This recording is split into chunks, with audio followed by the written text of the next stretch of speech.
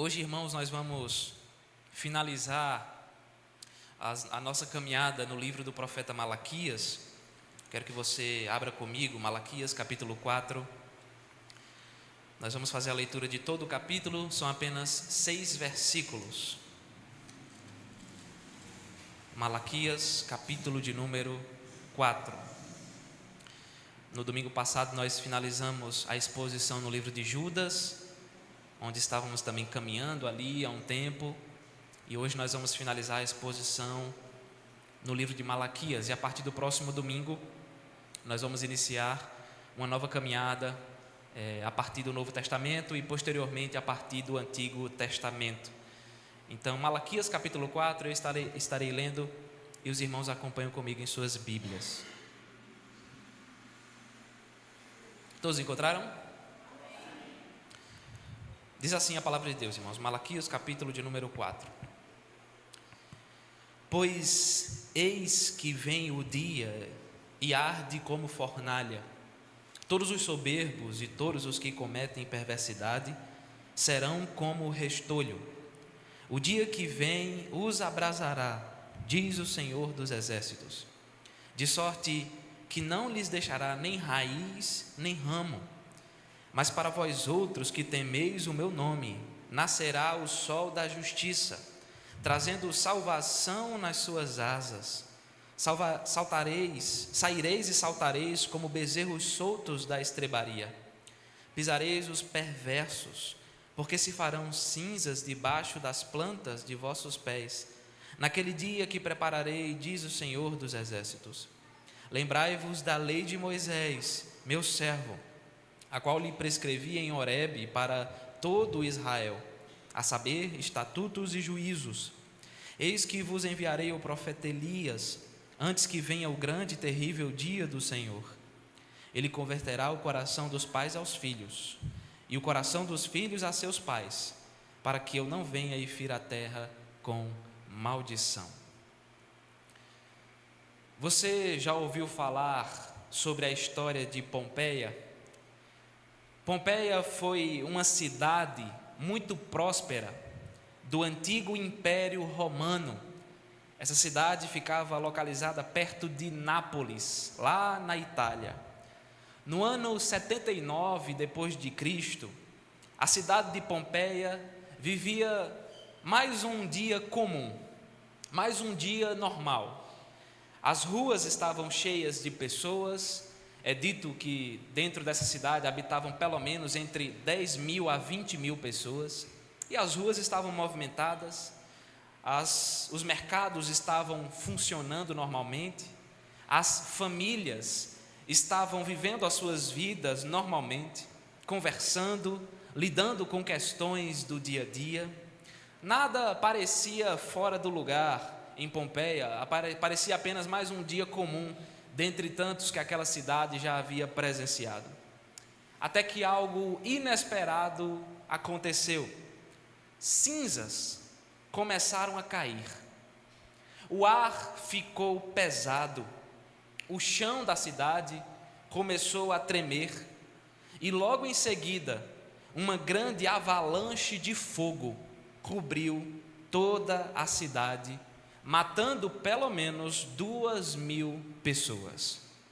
O vulcão Vesúvio, que ficava próximo à cidade, esse vulcão havia entrado em erupção, trazendo uma tremenda calamidade sobre Pompeia. Os sinais dessa erupção que chegou naquele dia já estavam acontecendo há um certo tempo, mas esses sinais, alguns tremores, algumas questões estavam sendo apresentadas e eram visíveis. Esses sinais estavam sendo ignorados pelos moradores de Pompeia, e isso trouxe uma grande tragédia sobre várias pessoas. Esse dia para Pompeia foi terrível. Esse dia foi inesperado para muitos, mas esse dia chegou de uma forma inevitável. O texto que nós lemos nos fala sobre um dia semelhante a este. Este aqui, irmãos, é o final do livro de Malaquias. Ao longo de seus 4 capítulos, o profeta Malaquias denuncia os pecados de Israel e chama o povo ao arrependimento. Os israelitas estavam profanando o culto a Deus e precisavam urgentemente retornar ao serviço de verdadeira adoração diante do Senhor. Este aqui é o último livro do Antigo Testamento e nós estamos também diante dos últimos versículos do Antigo Testamento. Após as palavras de Malaquias, seguiu-se um período de 400 anos em que nenhum profeta surgiu.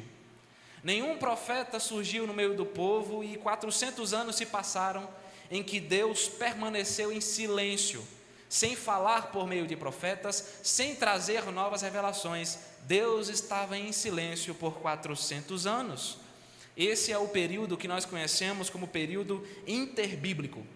Sendo assim, quais foram então as últimas palavras do Senhor antes do nascimento de Jesus Cristo? Quais foram as últimas coisas ditas por Deus antes que chegasse a plenitude dos tempos, onde o Filho do Homem haveria de nascer com grande glória para trazer salvação? Aqui, meus irmãos, no final do Antigo Testamento, Malaquias nos fala acerca de um dia, mas não qualquer dia. Ele nos fala acerca do grande dia em que o Senhor manifestará plenamente a sua justiça e a sua salvação. E é sobre isso, meus irmãos, que nós iremos meditar nessa noite. O grande e terrível dia do Senhor. O grande e terrível dia do Senhor. Em primeiro lugar, esse será um dia de completa condenação para os ímpios.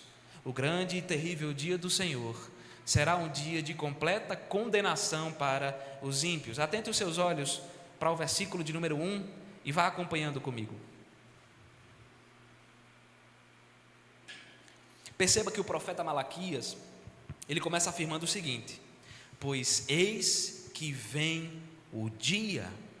Aqui, ele não está apresentando uma possibilidade, algo que pode acontecer ou não, vai depender. Na verdade, essa afirmação está fundamentada em uma certeza, a certeza de que um dia específico está chegando, a certeza de que um determinado dia está para se manifestar. Esse dia ao qual o texto se refere diz respeito ao momento em que haverá o grande retorno de Cristo Jesus. Jesus morreu, Jesus ressuscitou ao terceiro dia, Jesus subiu para o Pai, se assentando à sua direita em glória, mas ele prometeu que retornaria para estar com o seu povo e para julgar todas as nações. Toda a autoridade lhe foi dada no céu e sobre a terra. Por isso ele retornará como o supremo juiz de todo o universo. Isso aqui não é um conto de fadas, isso aqui não é uma história fictícia, não é um achismo, não é uma hipótese, mas é uma certeza. Cristo certamente retornará, e esse é o dia ao qual o profeta Malaquias está se referindo. Dessa forma, preste atenção à sequência do texto. O texto diz: esse dia vem e ele arde como uma fornalha. Mas a pergunta é: por que esse dia está sendo comparado a uma fornalha ardente? Se você observar, a resposta se encontra na sequência do versículo 1. O texto diz: esse dia será como uma fornalha ardente, porque todos os soberbos e todos os que cometem perversidade serão como o restolho. O dia que vem os abrasará, diz o Senhor dos Exércitos, de sorte que não lhes deixará nem raiz e nem ramo. Em outras palavras, Malaquias está afirmando que esse será um dia de juízo, um dia de castigo para os ímpios. Por diversas vezes a Bíblia fala sobre o castigo dos incrédulos, se utilizando da figura do fogo. O inferno, ele é comparado a um fogo que não se apaga jamais. O inferno é comparado a um lago ardente de fogo e enxofre. E isso se dá porque o fogo traz justamente consigo aquela ideia de destruição. O fogo traz consigo, então, quando você pensa em fogo, você lembra que o fogo consome, você lembra que o fogo queima, você lembra que o fogo pode trazer dor e sofrimento ao seu corpo. Você lembra que o fogo, ele causa medo, ele causa temor nas pessoas. Dessa forma, a fornalha aqui é um símbolo do juízo de Deus. A fornalha aqui é um símbolo da ira de Deus. É um símbolo do castigo e da condenação que recairão sobre todos aqueles que rejeitam o Senhor e a sua palavra. É por isso que o texto diz que todos os soberbos e todos os que cometem perversidade são como o restolho. O restolho, basicamente, se você não sabe o que é, restolho é aquela palha que fica no campo, por exemplo, após uma colheita. Você tem lá a colheita, quando ela é feita, fica aquela palha jogada ao chão, e normalmente acontece daquela palha ser queimada, porque ela tem um material que facilmente é consumido pelo fogo. Então vocês têm a palha lá junta, você taca fogo nela, ela é completamente consumida por aquelas chamas, e essa é a ideia aqui que está sendo apresentada. Esse grandioso dia virá para atear fogo, para abrasar todos aqueles que vivem na iniquidade.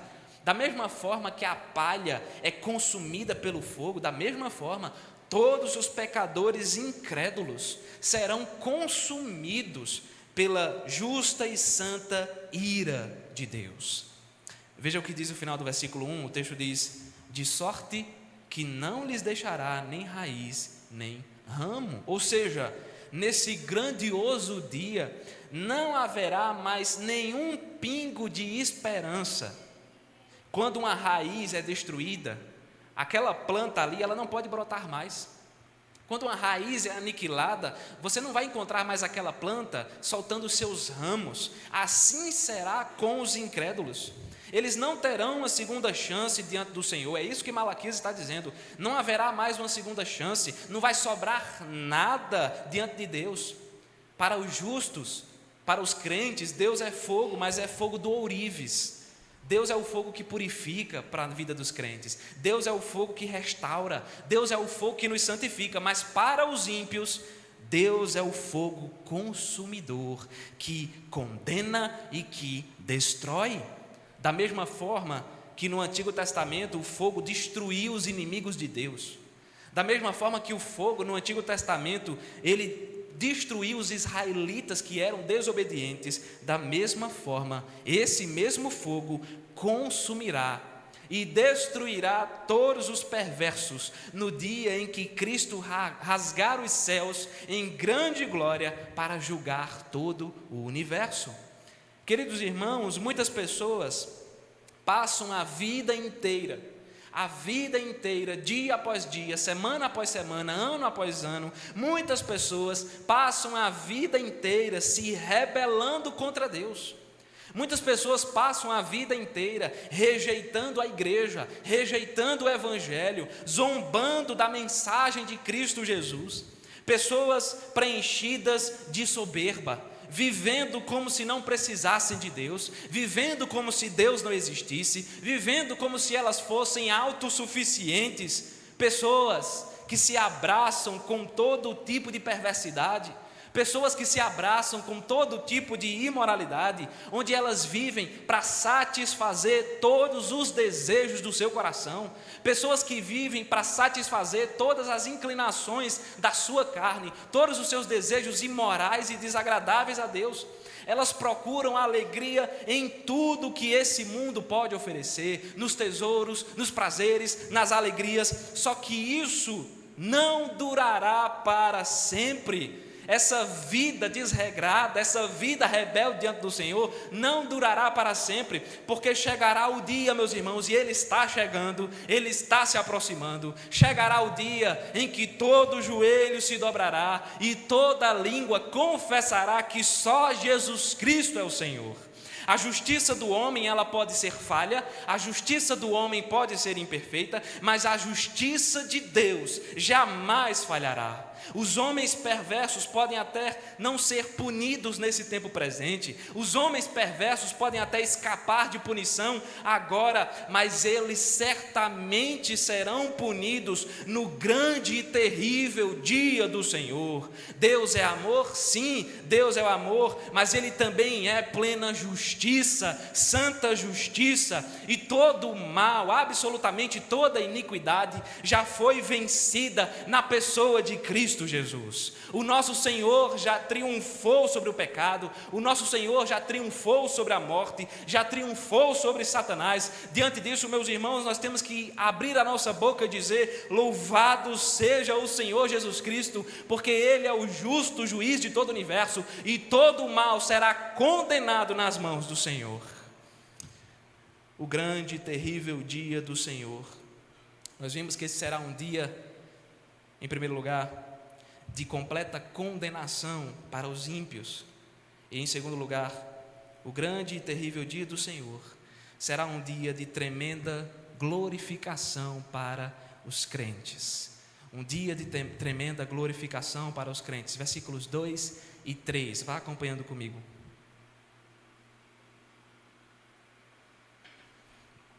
Deus já se pronunciou sobre o que acontecerá com os incrédulos no dia do grande julgamento. Agora, mais uma vez, através do profeta Malaquias, o Senhor se pronuncia a respeito de um segundo grupo. Veja o que diz o início do versículo 2: mas para vós outros que temeis o meu nome. Ou seja, se no versículo 1 Deus apresentou o destino eterno dos incrédulos, daqueles que rejeitam o seu nome, se no versículo 1 ele disse que todos os incrédulos, todos os pecadores rebeldes serão consumidos pela ira de Deus como um fogo que não se apaga, agora ele apresenta o destino eterno daqueles que creem no Evangelho. Malaquias agora fala do destino eterno daqueles que temem ao Senhor e o servem de todo o seu coração. Dessa forma, o que acontecerá com aqueles que temem ao Senhor? O texto diz: nascerá o sol da justiça, trazendo salvação nas suas asas. Essa figura aqui, ela é extraordinária. Basta você lembrar daquilo que acontece na criação absolutamente todos os dias. Quando o sol nasce no horizonte, bem cedo, logo pela manhã, a sua luz, ela começa a afastar qualquer escuridão que ali se encontra.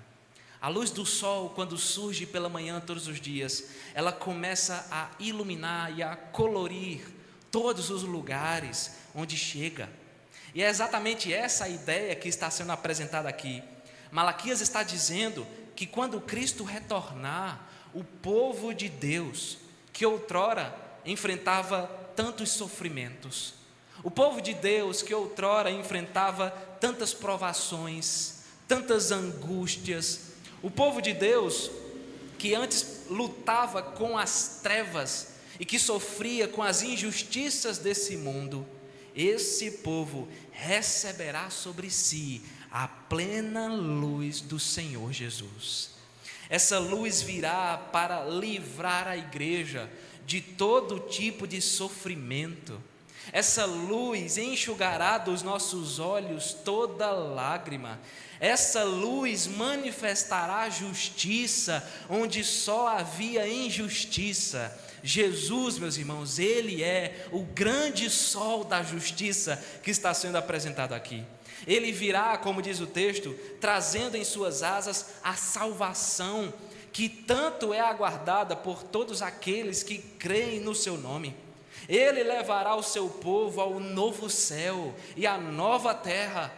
O final do versículo 2 diz ainda: saireis e saltareis como bezerros soltos da estrebaria.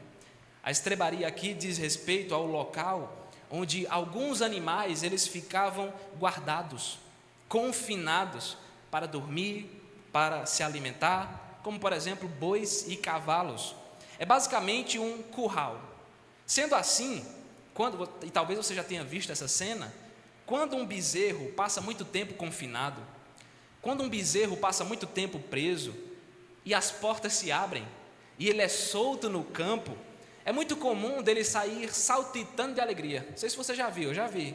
Um bezerrinho ali está preso, quando soltam ele sai pulando de alegria no campo para lá e para cá, porque agora ele está experimentando de liberdade. Interessante, porque a minha esposa ela é assim também. Quando ela passa muito tempo presa dentro de casa, quando ela sai pulando de alegria, ela faz uma festa no meio da rua. Quando Cristo retornar, o povo de Deus experimentará de grande alegria, grande exultação, uma santa euforia na presença do Senhor. Existe uma promessa, meus irmãos, de bem-aventurança para todo aquele que teme ao Senhor. Mas o texto continua, o versículo 3 diz ainda: pisareis os perversos, porque se farão cinzas debaixo das plantas de vossos pés. Veja que intrigante, o texto está afirmando que no dia do juízo, a igreja pisará os perversos, a igreja esmagará os ímpios. Hoje, os ímpios, eles oprimem, eles perseguem, eles matam os crentes, eles prendem os crentes, eles fazem de tudo para acabar com os crentes. Só que no dia do juízo, a igreja estará assentada ao lado do justo juiz do universo. No dia do juízo, a igreja estará participando do julgamento do diabo, dos seus anjos e de todos os incrédulos. Na primeira carta de Paulo aos Coríntios, por exemplo, capítulo 6, nos versículos 2 e 3, o apóstolo Paulo afirma que a igreja julgará o mundo e os anjos caídos. Claro, quem julgará é Cristo, Ele é o juiz, não nós. Cristo é quem julgará, mas a igreja estará presente nesse julgamento. O que é isso? É vingança? Não, isso aqui é a imagem da igreja triunfante. Isso aqui é a imagem de uma igreja vitoriosa, firmada no nome de Cristo Jesus, vencendo através de Cristo todos os inimigos do Evangelho. A ideia de que os ímpios eles vão se desfazer em cinzas debaixo dos pés dos justos representa a vitória completa do bem. Representa aqui a vitória completa da igreja, a vitória completa do Evangelho e, ao mesmo tempo, representa a aniquilação completa de todo o mal e de toda impiedade. Meus queridos irmãos, nesse mundo nós passamos por muitas coisas.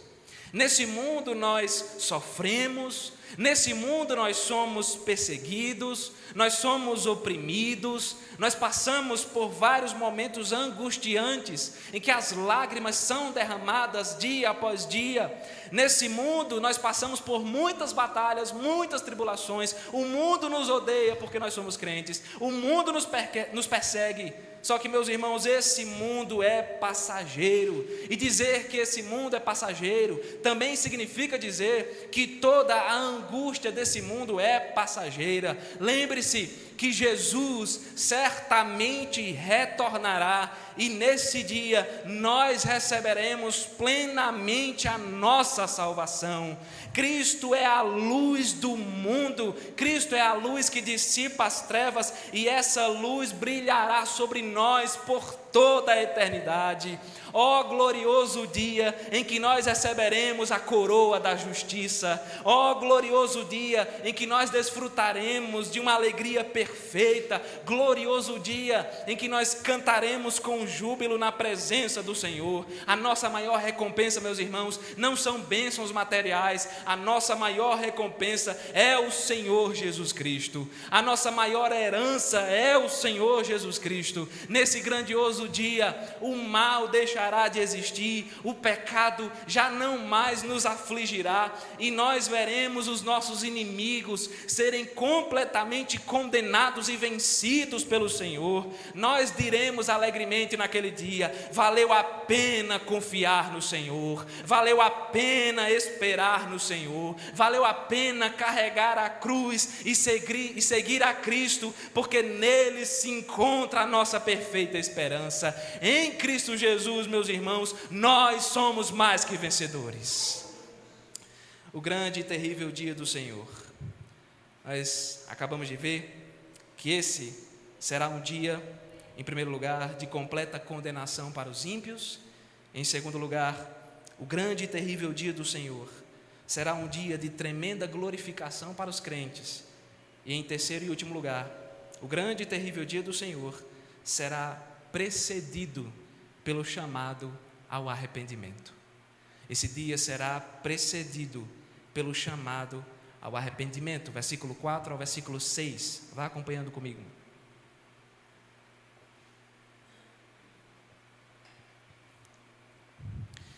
Após nos mostrar que no dia do juízo os ímpios serão condenados e os crentes serão glorificados, o Senhor agora, por intermédio do profeta Malaquias, diz que o seu povo deve estar preparado para esse grandioso dia. De certa forma é isso que ele está dizendo aqui, que o seu povo, a igreja, deve estar preparada para esse grandioso dia. Mas a pergunta é, como é que o povo de Deus deve se preparar para esse dia? O versículo de número 4 apresenta a resposta. Veja, o texto diz: lembrai-vos da lei de Moisés, meu servo, a qual lhe prescrevi em Horebe para todo Israel, a saber, estatutos e juízos. A lei de Deus, ela é a expressão da sua vontade para a nossa vida. Quando Moisés subiu ao Monte Sinai, localizado aqui na região de Horebe, nesse momento, no Monte Sinai, o Senhor lhe entregou a sua santa lei. Nessa lei se encontrava a vontade de Deus para os descendentes de Abraão. Deus tem uma aliança com o seu povo. Deus tem um pacto com o seu povo. E dentro dessa aliança, Ele exige que nós obedeçamos a sua palavra, seguindo os seus mandamentos. O povo de Deus deve viver da maneira que o Senhor determina e não da maneira que nós achamos melhor. Não entenda mal, Malaquias não está dizendo que a salvação é pela obediência à lei. Claro que não. A salvação, como nós sabemos, é pela graça, mediante a fé em Cristo Jesus. Mas aquele que foi salvo pela graça, aquele que de fato foi alcançado pela presença do Senhor, essa pessoa busca todos os dias viver em obediência diante da palavra de Deus. O crente que tem compromisso com a palavra, ele tem compromisso com o próprio Cristo, porque o principal propósito da lei de Moisés, que é citado aqui, o principal propósito da lei é fazer com que os pecadores se rendam aos pés de Jesus. Antes que chegue o dia do juízo, perceba que existe uma advertência. Esse dia será uma surpresa, mas também não será não, porque existe uma advertência. Antes que o tribunal celestial se instaure no grande dia, Deus chama os pecadores ao arrependimento. E esse chamado se encontra onde? Se encontra exclusivamente nas Sagradas Escrituras. É somente através da palavra de Deus que os pecadores podem se arrepender dos seus pecados e crer no santo nome de Cristo para receber salvação. Dando continuidade a essa fala, os versículos 5 e 6 dizem o seguinte, veja: eis que eu vos enviarei o profeta Elias, antes que venha o grande e terrível dia do Senhor. Ele converterá o coração dos pais aos filhos e o coração dos filhos a seus pais, para que eu não venha e fira a terra com maldição. Elias, o profeta Elias, talvez seja o profeta que mais tem destaque no Antigo Testamento. Em seu tempo, ele combateu o culto que estava sendo oferecido a Baal, um deus pagão, ao mesmo tempo em que ele restaurou o culto ao único e verdadeiro Deus. Elias, no Antigo Testamento, ele é um símbolo do verdadeiro culto, ele é um símbolo da fé verdadeira, ele é um símbolo de uma vida que de fato busca ao Senhor, um homem privilegiado, porque se você bem lembra, ele não experimentou da morte. Ele foi arrebatado com vida para os braços do Senhor. Ele entrou nos céus sem experimentar da morte. Então, como é que Malaquias está dizendo que Deus enviará Elias antes que chegue o grande e terrível dia do Senhor? se nesse momento em que Malaquias está falando, se nesse tempo, Elias já havia subido aos céus. Como é que ele está dizendo que Elias virá, se Elias já estava com o Senhor há muito tempo? Isso aqui se trata, meus irmãos, de uma profecia, e ela se refere não literalmente a Elias, mas ela se refere a João Batista. João Batista é o Elias que veio como precursor do Senhor. João Batista é o mensageiro que anunciou a chegada do Rei dos Reis.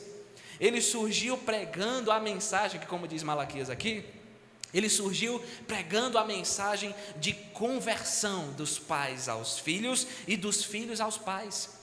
E essa figura familiar que está sendo apresentada significa dizer que João surgiu pregando uma mensagem de arrependimento para o perdão dos pecados.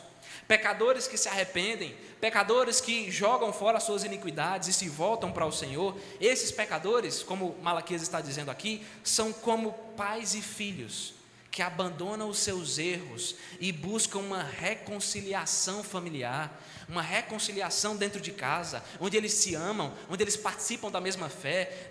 Malaquias está dizendo que João pregou essa mensagem de restauração, não somente nas famílias, mas na vida de pecadores como um todo. Você lembra o que é que João Batista dizia? O que ele dizia era: arrependam-se, porque está próximo o reino dos céus. Arrependam-se, porque o Senhor está vindo. Arrependam-se, porque o Filho do Homem está chegando.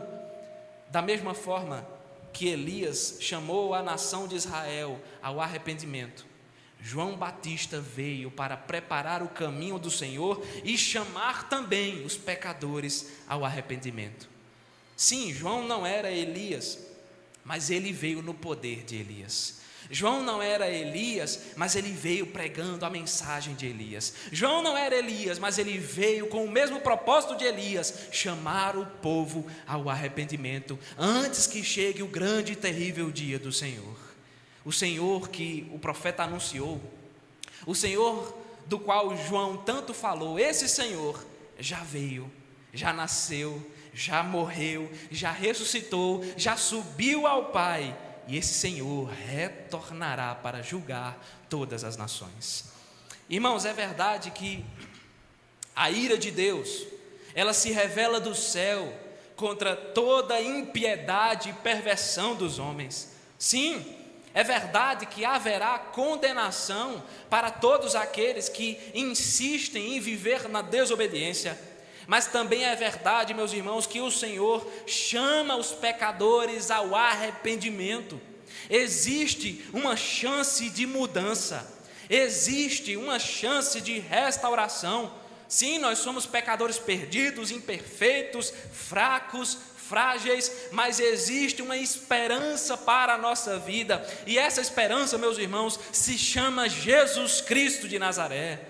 O Evangelho é a boa notícia de que Deus salva pecadores, apesar dos nossos muitos pecados. O Evangelho é o poder de Deus para a salvação de todo aquele que crê. É somente mediante a fé no nome de Cristo que nós podemos desfrutar de uma plena paz diante do Senhor. Onde se encontra essa mensagem de esperança? Onde se encontra essa mensagem de alegria? Meus irmãos, essa mensagem se encontra na palavra de Deus. A palavra de Deus é lâmpada para os nossos pés e luz para os nossos caminhos. Se nós nos arrependemos, se nós confessamos os nossos pecados, se nós nos rendemos perante o Evangelho, o sangue de Cristo nos purifica de toda iniquidade.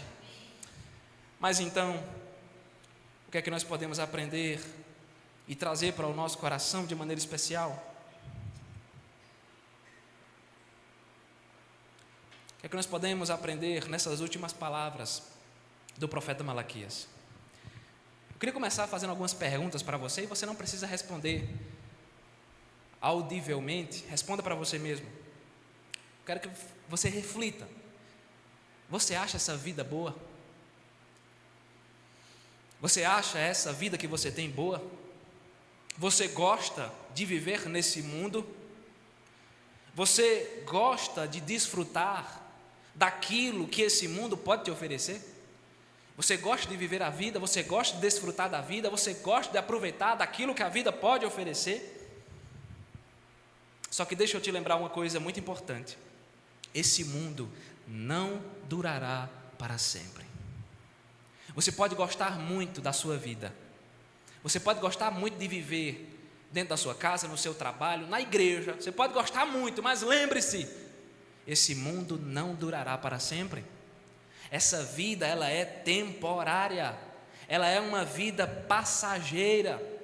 Então, por mais que você, adolescente, jovem, adulto, experiente, por mais que você possa conquistar diversas coisas ao longo da sua vida, essas conquistas não durarão para sempre. Você pode conquistar muita coisa, você pode viver muita coisa, mas tudo isso é temporário. Diante disso, uma outra pergunta deve pairar em nosso coração, em seu coração. A pergunta é: onde você passará a eternidade quando o tempo acabar? Onde você passará a eternidade quando essa vida passar? Se você morrer amanhã, para onde sua alma vai? Você não sabe se você estará vivo amanhã. E a pergunta é, você pode responder dizendo: se você morrer amanhã, para onde sua alma vai? Muitas pessoas hoje, elas têm muita coisa. Elas têm dinheiro à vontade, elas trabalham, elas prosperam, elas ganham bons salários, grandes salários. Muitas pessoas têm bens materiais, casas grandiosas, muito bonitas, carros novos, 0 quilômetro, motos, roupas bonitas, que dá gosto de vestir. Muitas pessoas desfrutam de um grande conforto, não enfrentam tantas lutas assim. Todo mundo enfrenta algumas dificuldades, mas às vezes não é tanto, então dá para ir levando. Muitas pessoas desfrutam de fama, de popularidade, mas muitas dessas pessoas estão caminhando para um destino terrível, porque elas vivem na desobediência, pecando diante do Senhor. Certa vez, uma irmã em Cristo estava conversando comigo a respeito da sua própria família, e ela citou assim: olha, eu tenho uma prima que é excelente profissional, ela trabalha muito bem, ela dá palestras, ela dá aula em universidades, ela é muito conceituada, ela tem uma vida boa, estável, mas ela não é crente.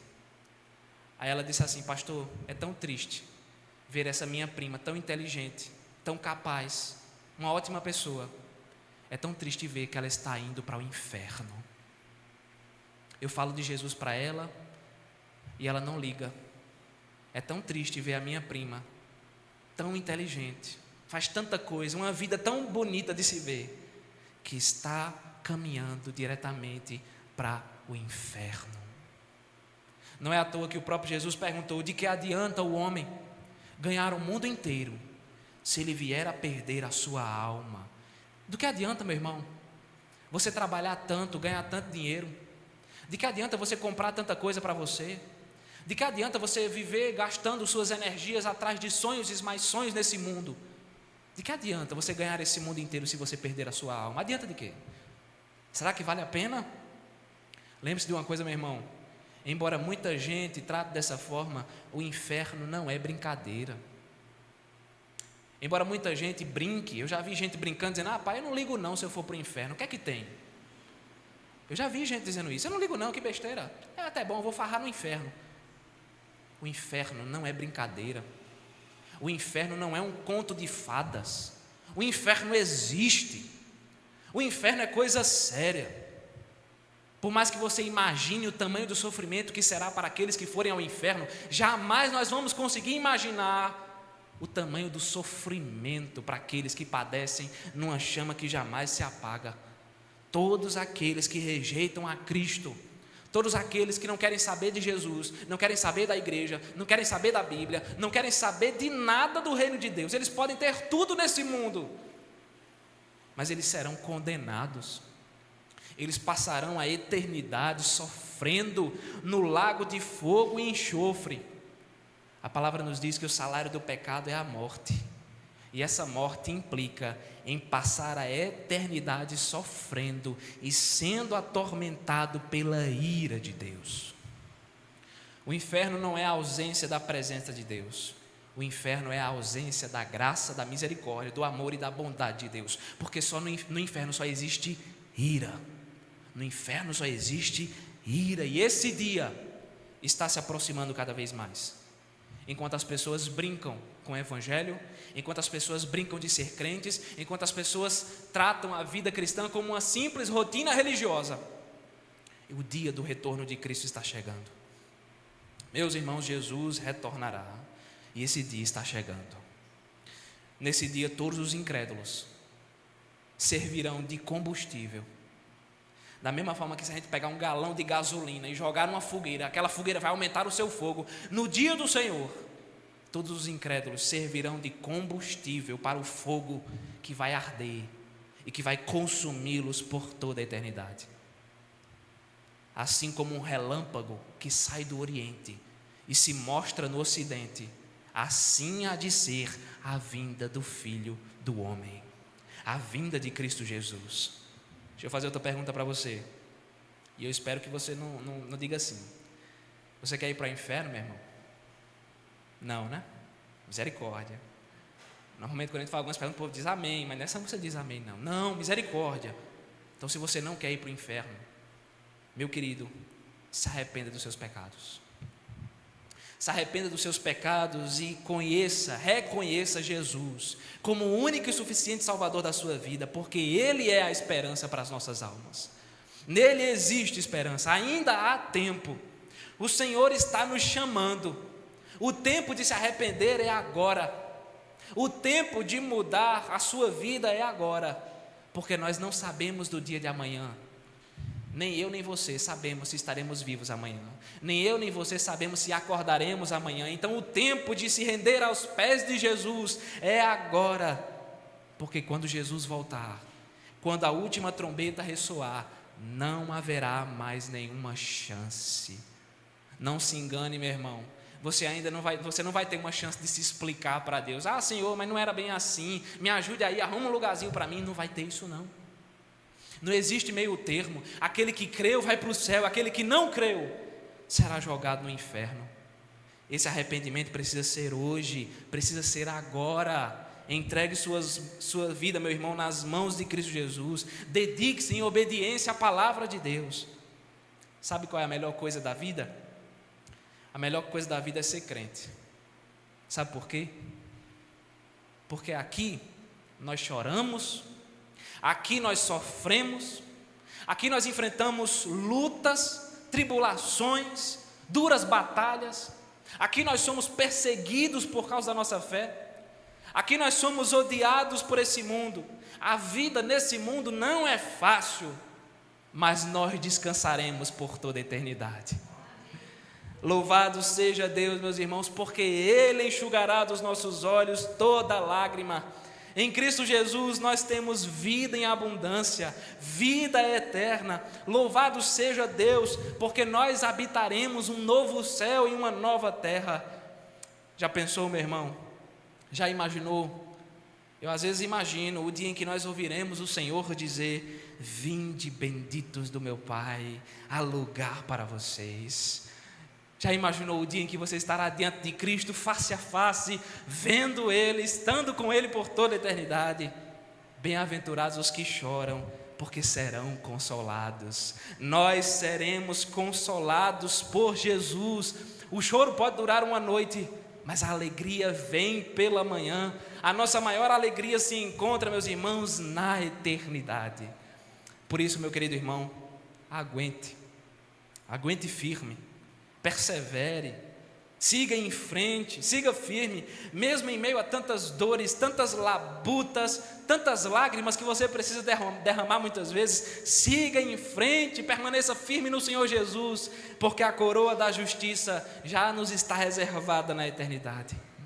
E não somente lá, mas Jesus está conosco todos os dias. Ele mesmo disse: eis que estou convosco todos os dias, até a consumação dos séculos. Ele disse: no mundo vocês terão aflições, mas tende bom ânimo, porque eu venci o mundo. Ele disse: não se turbe o vosso coração, credes em Deus, credes também em mim, porque na casa do meu Pai há muitas moradas.